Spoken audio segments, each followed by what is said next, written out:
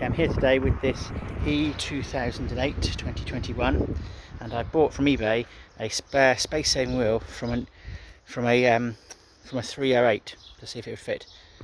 So what I've done so far is I've taken off the front passenger side wheel and I put on the space-saving one, and I fitted fine with, and I spun it round in neutral, and it didn't fail the calipers. It all turned nicely. I jacked it down and checked it sat on the ground okay. I then did the same at the back, took the handbrake off, jacked up the back one and checked that that it spun again. One thing I noted was that the car jack from a 308 doesn't lift the back of the car up high enough to take the wheel off. It lifts the front up bizarrely, but not the back up high enough to take it off. So it must stand slightly higher at the back. But I had to bring a block of wood to lift up the front, because I'd also bought a jack for a 308, so I could carry that with me. So anyway, it was good. It lifted up correctly. The jack worked, and just in case you wonder, the jacking point is a really strange one. It is this horrible hollow, this loop here. See it? That's where you put it under there, and the jack has a lip for that, just there. So you put that in there. Right. So the downside, of course, of the boot of the e-2008 is that it doesn't have room for the spare. Of course, I didn't believe them, so I gave it a try. I tried putting it in and it sticks out ridiculously. So you've got two choices then. Before we go into that, let's have a look at the wheel itself. So this is from, as I say, a 308. And if we look down in here, we can see all the codes on it. And I did lots of research before buying it and confirmed that the PCD, that's the spacing between the holes for the lug nuts, that's the same on the on most of the Peugeots, it seems, but certainly on the 2008, the 208 and the 308, they all share the same stud pattern alignment, as long as it's a four lug configuration. There's also some data here. This number shares the same as well, which also relates to the centre of the hub, the 3.5 number there, J. That's the same on them. So I was fairly confident with it. I was just a little apprehensive that the bulge would be different. I could have bought one from a standard 208, but I was struggling to find one because not enough of those have been scrapped yet, I suppose. Well, there was quite a few different other ones. So as long as it's advertised as fitting a 308 and it has 4 holes, then it's going to fit. So I just thought that might be helpful to some guys out there. And this jack likewise works as long as you put under a bit of wood at the back. It says said bit of wood. So next I'll show you what I found a better place to keep it. So if we take everything out of the car, like so. There we go.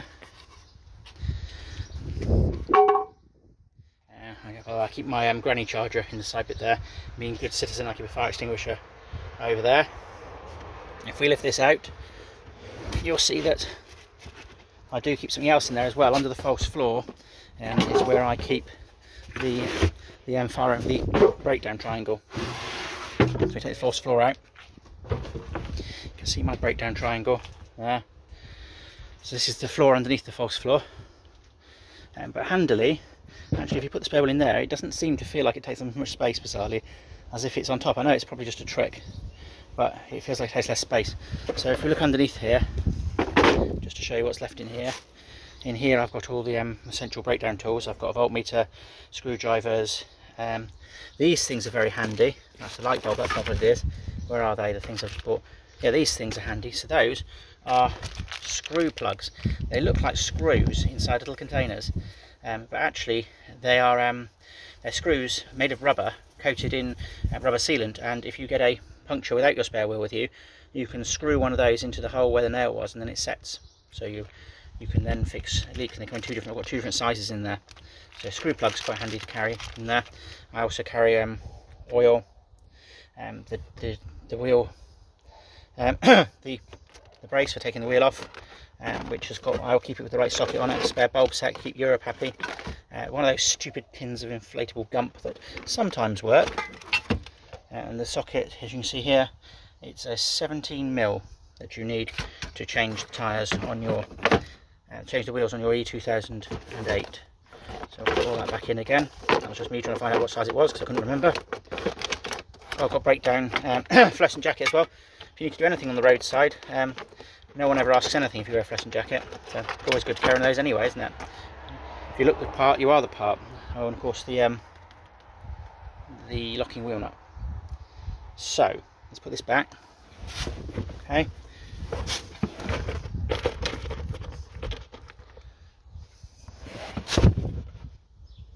And then what we do now is we can put the spare wheel in there. If I hadn't put it at the very bottom of my huge pile. So we'll go, we'll dig down my pile, we'll grab out the spare wheel, there he is, and we'll put him back in there, like that. Don't let my wife see dirtying the carpet under there. Let's put that there, and we'll pop in our special Peugeot tool, which is this piece of wood, like that. And then we'll pop in our jack.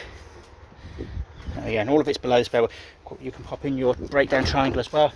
And then if you're going for a long journey, there's lots of room to put some other random stuff as well, isn't there, to get up to this level, so you can make full use of the space. In fact, you could probably put the wheel the other way around, and then you'd be able to put stuff in the well as well, wouldn't you, if you're a camping packer like I am. So now if we go back to see how it sits, if we get back our forced floor and put it in like so,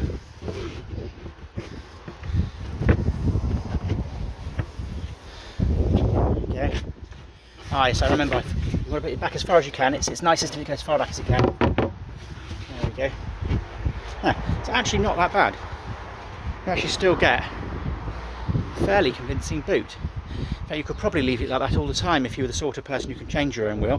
There's little point in doing that if you are somebody who can't change their own wheel or doesn't want to change their own wheel, because the breakdown services carry those spare saver wheels with them now anyway, so there's little point in you bringing it with you. But if you're somebody who doesn't want to wait 5 hours for the RAC or for the AA, if that's how long they take, I'm not saying they take that long, I've heard sometimes they do, then carry your own, and it's not that very difficult to put on at all.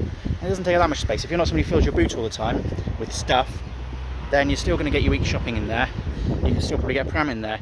I'd say it's still the same size as a 206 boot back in the day. Like my son's got one, in fact, now, 206. I'd say it's still the same size as a 206 boot. But as I say, if you do change your own wheel, why not keep it under there? We're going to take it out because my wife doesn't change her own wheel and couldn't change her own wheel. So we'll take it out. But if I'm going to Devon on a long journey and I'm in the car driving a long journey, then it would seem foolish not to bring it, really, wouldn't it? Hope you've enjoyed my video. Go buy yourself a spare space-saving wheel.